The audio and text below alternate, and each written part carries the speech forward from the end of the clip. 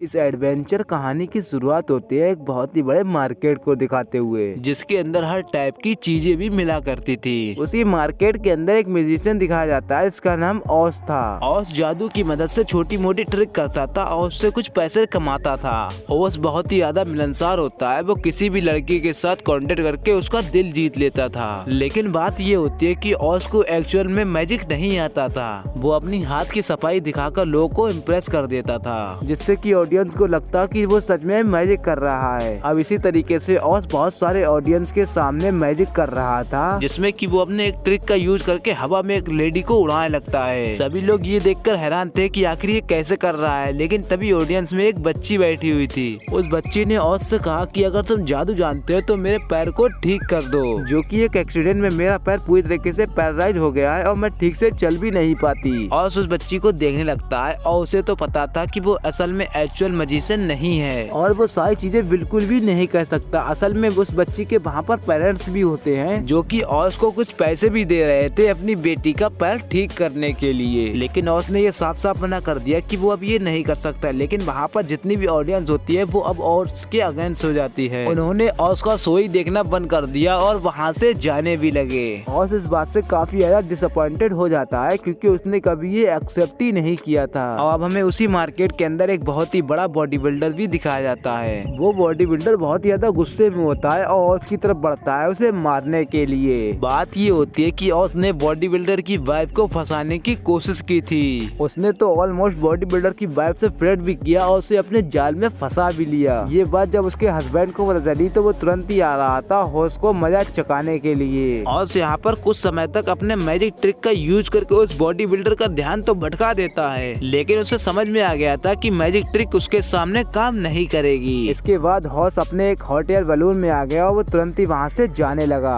पर body builder ने रस्सियाँ पकड़ ली होती हैं और वो उसे अपनी तरफ खींचता जा रहा था। हॉस ने एकदम सही समय पर उस रस्सियों को काट दिया, जिससे कि वो दूर जाने लगा। हॉस बहुत ही ज्यादा खुश होता है क्योंकि उसकी जान बच जाएगी। लेकिन अगर बॉडी बिल्डर उसे पकड़ लेता तो वो उसे जान से मार देता। लेकिन हॉस की जिंदगी इतनी ज्यादा इजी नहीं थी। वो जैसे ही हवा में जाता है तभी अचानक से उसने कुछ नोटिस किया कि उस जगह पर एक बहुत ही बड़ा टोर्नेडो आ चुका है।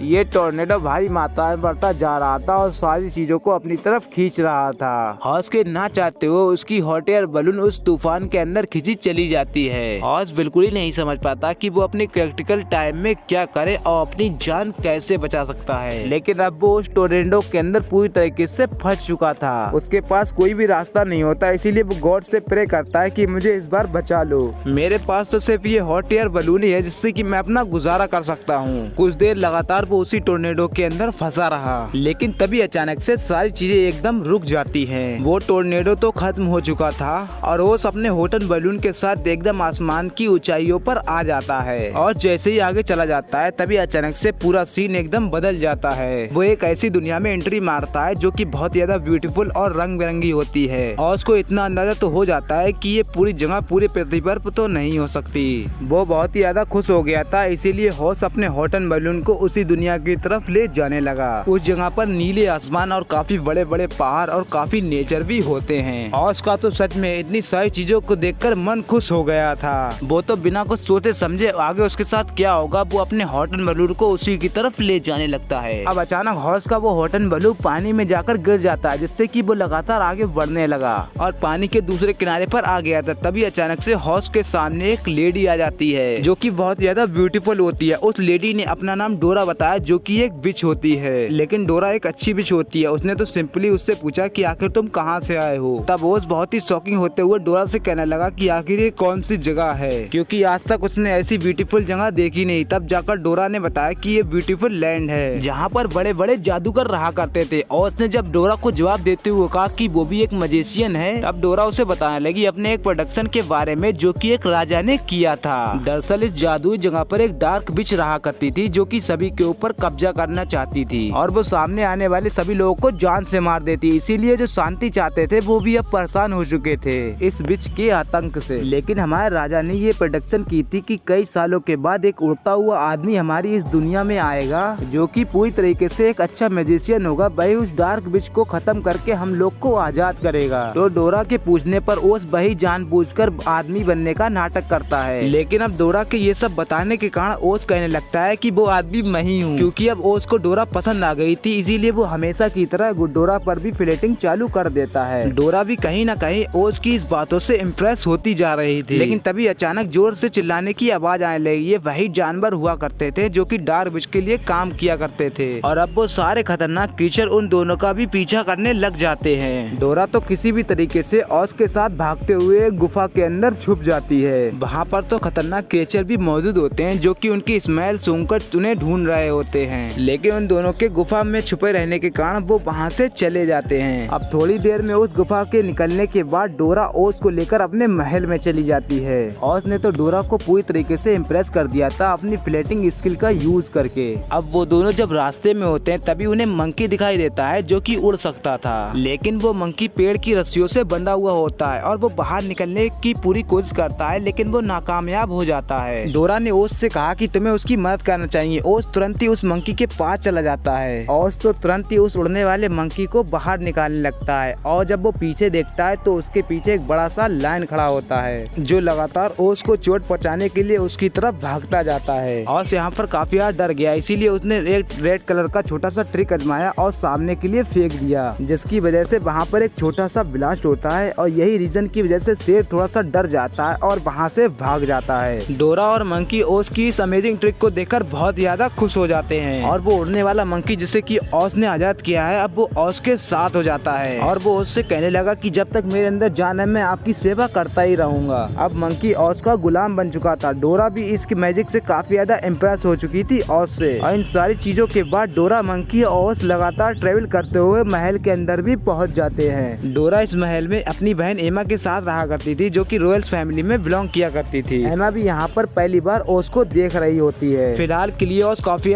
थक चुका होता है, इसीलिए मंकी उसे आराम करने के लिए अपने कमरे में लिए जाता है। लेकिन तभी यहाँ पर एमा अपनी छोटी बहन डोरा से कह रही थी कि आखिर तुम ये किसे लेकर आए हो। तब जाकर डोरा बताती है कि ये वही जादूगर है जिसके बारे में प्रोडक्शन हुआ था। ये हमें डार्क विच के आतंक से भी बचा सकता है। लेकिन यहाँ एमा डोरा को बताती है कि मुझे नहीं लगता कि आखिर ये वो जादूगर है। शायद ये बहुत ही लालची आदमी है जो कि हमारी राजगद्दी और सोने के पीछे पड़ा हुआ है। हालांकि डोरा को ऐसा नहीं लगता, लेकिन एमा ये कंफर्म करना चाहती थी। इसीलिए एमा रात के समय ओस से बातें करते हुए उसे एक चैम्बर में लेकर आती है जहाँ पर बहुत सारा सोना और खजाना रखा हुआ था। इस सोने को देखकर ओस पूरी तरीके से पागल हो गया और उसमें गिरकर बहुत सारी मस्ती करने लगता है, क्योंकि आज तक उसने अपनी जिंदगी में इतना सारा सोना कभी देखा ही नहीं था। तो ओस अपना ऑफिशियल नेचर शो कर रहा था। ये देखकर एमा समझ चुकी थी कि आखिर ये वो आदमी नहीं है, लेकिन वो फिर भी इस मौके का फायदा उठाती है और एमा तो तुरंत ही ओस के पास आकर कहने लगी कि अगर तुम्हें ये सोना और राजगद्दी चाहिए तो तुम्हें ब्लैक फॉरेस्ट में जाकर उस डार्क विच को खत्म करना होगा। अब ओस को भी ये सारी चीजें चाहिए होती है क्योंकि वो बचपन से बहुत ही ज्यादा गरीब होता है और कहीं ना कहीं ओस को ये सारी बातें इजी लग रही थी, इसीलिए उसने एमा की ये सारी बातें मान ली और अगले ही दिन निकल पड़ता है डार्क फॉरेस्ट की तरफ। और उसके साथ वो मंकी भी होता है जो कि उसका पूरा गुलाम बन चुका था और इसी तरीके से वो डार्क फॉरेस्ट का रास्ता भी तय करने लग जाते हैं। लगातार चलते हुए वो लोग सिटी के अंदर पहुंच गए थे जहाँ पर सारी चीजें क्लासेस के बनी हुई होती हैं। लेकिन थोड़ा और अंदर जाने के बाद वो पूरी जगह एकदम डिस्ट्रॉय भी पड़ी हुई होती है, जैसा कि उसे किसी ने तोड़ा हो। और तो मंकी तुरंत ही उस अंदर की तरफ चले जाते हैं। तभी उन्हें किसी की रोने की आवाज सुनाई दी। उन्हें लगने लगा कि अभी भी शायद यहाँ पर कोई जिंदा है, इसीलिए वो उसे चारों तरफ ढूंढने लगते हैं। जब वो एक छोटे से घर में चले जाते हैं तो उन्हें एक छोटी सी डॉल दिखाई दे रही थी। उस डॉल के अंदर लिटरली जान भी मौजूद थी और वो बोल भी पा रही होती है। उसने कहा था कि यहाँ पर डार्क विच ने अपने काफी खतरनाक सैनिकों को भेजा था जिन लोगों ने हमारे पूरे साथियों को जान से मार दिया और हमारी इस जगह पर डिस्ट्रॉय भी कर दिया था। और उस डॉल को जब बाहर निकालता है तो वो देखता है कि इस डॉल का तो पैर टूट चुका है। वो बहुत ज्यादा पेन में थी और उसे बिल्कुल समझ नहीं पा रहा था कि वो आखिरकार चल कैसे पाएगी। तभी ओस ने अपने बैग से एक छोटा सा ग्लू निकाला और उस गिलास से बनी डॉल का पैर भी चिपका दिया। थोड़ी देर के अंदर उस डॉल की सारी चीजें एकदम ठीक हो जाती हैं और वो नॉर्मल तरीके से चल भी पा रही थी। इसीलिए अब उस डॉल का पूरी सिटी में कोई भी नहीं रहा, इसीलिए वो ओस का शुक्रिया अदा करते हुए कहते कि अब मैं तुम्हारे साथ रहूंगी। होगी। तो अब होना क्या था, ओस उस डॉल को अपने साथ लेता है और नए सफर पर तय होने के लिए निकल जाता है। वो दोनों तो बिना कुछ सोचे समझे डार्क फॉरेस्ट के रास्ते पर चलते ही जा रहे थे। थोड़ी समय के अंदर वो तीनों एक डार्क फॉरेस्ट के इंटरेस्ट में भी मौजूद होते हैं। लेकिन जैसे ही वो तीनों अंदर कदम रखने जा रहे थे तो उन्हें पता चला कि उनके ऊपर कोई नजर रख रहा है और पीछे से बहुत ही बड़ी बड़ी आंखें उन्हें देखती जा रही थी। जब वो पीछे के लिए मुड़ते हैं तो वो आंखें अपने आप गायब होती जा रही थी। फिर थोड़ी देर के अंदर पता चला कि वो कोई जानवर नहीं बल्कि खतरनाक पेड़ पौधे होते हैं जो कि ओस और उसके साथियों पर हमला करने की कोशिश भी कर देते हैं। ओस तुरंत ही डॉल और मंकी को लेकर वहाँ से भागने लगता है। फॉरेस्ट के काफी अंदर भी आ जाता है और लगातार चलते समय उन्हें रास्ते में एक हवेली भी दिखाई देती है जो कि काफी बड़ी होती है। तभी ओस नोटिस करता है कि वहाँ पर कोई तो है जिसके हाथ में एक छड़ी मौजूद है। दरअसल ये और कोई नहीं बल्कि डार्क विच होती है। डार्क विच ने अपनी छड़ी साइड में रखी और गेट को ओपन करने के लिए चली गई। अब ओस को यहाँ पर किसी भी तरीके से डार्क विच की वो छड़ी भी चाहिए थी, इसीलिए वो मंकी और डॉल के साथ प्लान बनाने लगता है कि आखिर वो सबसे पहले क्या करे। सिंपली ओस ने मंकी से कहा कि सबसे पहले तुम डार्क विच का ध्यान भटकाओ, जिस वजह से मौका मिलने से मैं उसकी छड़ी को छीन लूंगा। मंकी अब तुरंत ही दूसरी तरफ चला जाता है और जोर से आवाज भी निकालने लगता है और इस आवाज को वो डार्क विच सुन लेती है और उसके पीछे चली जाती है। इसी मौके का ओस फायदा उठाकर उसकी छड़ी भी उठा लेता है।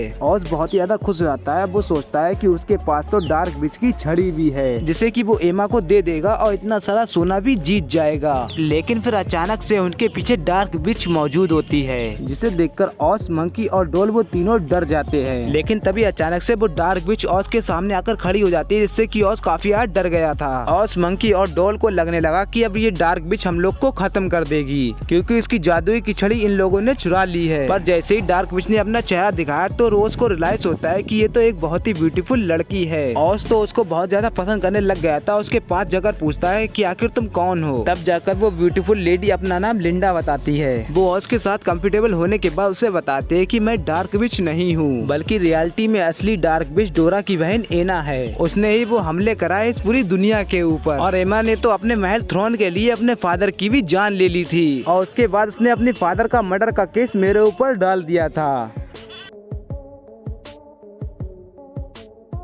जिसके बाद लिंडा को महल से बाहर निकाल दिया गया। एना ही वो होती है जो कि आज तक सारे बुरे काम करती हुई आ रही होती है। और भी यहाँ पर धीरे धीरे सारी बातें समझ रहा था। अब हमें यहाँ पर एमा दिखाई जाती है जो कि अपने जादुई बॉल के अंदर ओस और लिंडा को देख रही थी और उन लोग को सच्चाई का पता चल गया था, इसीलिए ये सोच रही थी किस तरीके से उन दोनों को अलग किया जाए और उन पर अटैक किया जाए। थोड़ी देर के अंदर एना की बहन वहाँ पर डोरा आ जाती है जिसमे की उसने उसी गिलास वाले बॉल में ओस और लिंडा को एक साथ देख लिया था। डोरा थोड़ा सा खुश हो रही थी। वो समझ रही थी कि ओस ने उस डार्क विच को पकड़ लिया। एमा तो तुरंत ही अपने बहन को बताने लगी थी कि ओस एक बहुत ही धोखेबाज आदमी है। वो जिस भी लड़की को देखता था उससे फ्लर्ट करने लग जाता था और उससे रिश्ता भी जोड़ने लग जाता था। जैसा कि तुम्हारे बाद इसने मेरे ऊपर भी ट्राई करना स्टार्ट कर दिया और अब वो हमेशा के लिए डार्क विच का हो गया है और हम इस तरीके के लोगों पर बिल्कुल भरोसा नहीं कर सकते। डोरा इस बात को सच मान लेती है और उससे नफरत करना भी शुरू कर देती है। वो बहुत ही दुखी हो गई थी। लेकिन यहाँ पर एमा ने ओस को मारने के लिए अपनी शैतानी क्रीचर्स की सेना उसके पीछे भेज दी थी और ये सारी सेना लगातार ओस और लिंडा के पीछे पड़ने लग जाती हैं ताकि वो उन लोग को जान से मार के खत्म कर दे। मंकी और डॉल भी इतनी सारी शैतानी सेना को देखकर डर गए थे और यहाँ पर लिंडा को लगने लगा था कि सच में ओस एक जादूगर है, इसीलिए वो ओस को उसे बचाने के लिए कहती है। लेकिन ओस को पता था कि वो एक छोटा जादूगर है, इसके अलावा उसे कुछ भी नहीं आता और